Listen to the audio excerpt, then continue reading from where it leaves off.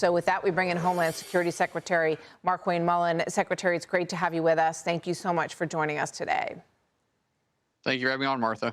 So you see, obviously, President Trump is on his way to China to speak to President Xi. He has a lot of things on his agenda, no doubt, and things he'd like to touch on.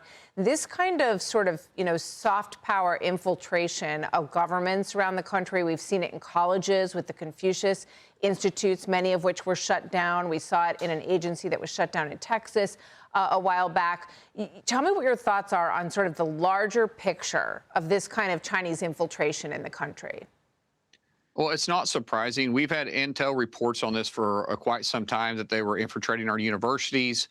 We had warned a lot of these universities, especially Ivy League schools, that this was happening. They were stealing intellectual property that was on loan to the universities. And then we see that they feel like, because we get reports on this all the time, that they feel like that there is an open door invitation in these sanctuary cities. It's not just China. This is North Korea. This is Russia. This is our adversaries all over the place that's using the political theater that the Democrats have drawn as a point of weakness to be able to infiltrate our communities. And they've done that. I mean, with this mayor, even though this is an ongoing case, I can't talk a lot about it. It's obviously that they were using this to influence what people were seeing. But when you have sanctuary cities, sanctuary states, you have a leader like Gavin Newsom, who is a governor of California, but he does the bidding for these extreme left, and he's more interested in taking care of the criminals on their streets and taking care of his constituents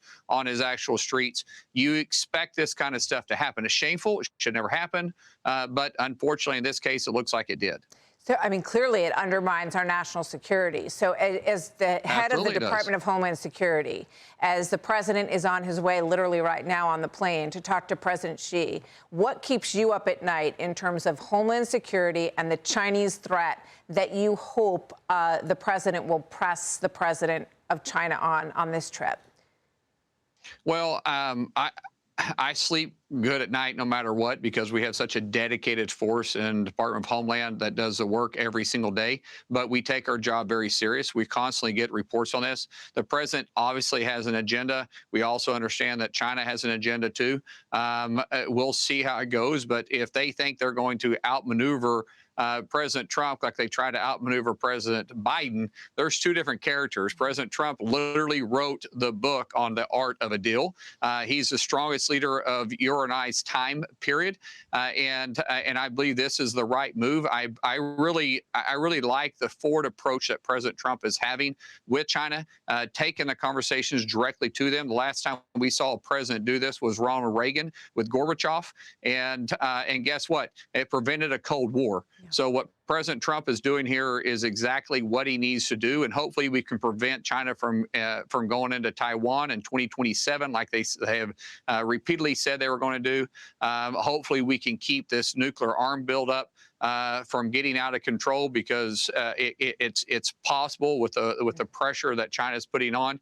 Hopefully we can get good agricultural deals moving forward, and be able to have a robust economy between both. But unfortunately, China hasn't always been a great partner. But President Trump, maybe we can get back on solid ground, and the only person that could do it would be President Trump if it's possible. So let's look a little bit wider. You've got a lot of big events this summer, America 250 events, the World Cup coming. I know you recently said in an interview that you had some concerns about the locked up funding for DHS and ICE with these big events coming. How concerned should we be about potential attacks at any of these this summer? Well, we have the FIFA that's going to have 78 Super Bowls in 38 days here in the United States in 11 cities. Seriously, that's what 30 or 78 Super Bowls in 39 days. That's a lot. We have obviously Freedom 250 that DHS employees are working very hard for. We're getting ready for the World Military Games that follow right after that. And then we have the Olympics in 2028. What happened with FIFA and Freedom 2028 is because because we were in a shutdown for 76 days and the Democrats were just playing this political game because they want open borders and they don't want to deport criminals that's walking down our streets, they put us in a position where we were just being reactive to threats that were facing us leading up to these games. The first game is played in Mexico on June 11th. First game in the U.S. will be June 12th in L.A. And we had MOUs, memorandums of understanding, with local law enforcement in all 11 cities. Unfortunately, we wasn't able to even reimburse them since February. We had contractors for drone security. We had CISA, which takes care of cybersecurity, which lost 1,100 people, a third of their workforce. You can't have games, you can't have connectivity with local law enforcement, emergency management without having secured cyber. And all because the Democrats were playing these games, they put this entire thing at risk. And so we are now leaning forward, Martha, trying to be extremely proactive, but we are months behind because of what took place. Wow, that's very interesting and unsettling. So we'd love to talk to you more about that. We're out of time for today, but Secretary Mullin, thank you for what you do, and thanks to all of your folks out there on the front lines of these tough situations, and we'll talk to you soon. Thank you, sir. Thank you very much. Be sure to like and subscribe for all the Fox News latest on YouTube, and catch full shows streaming now on Fox One.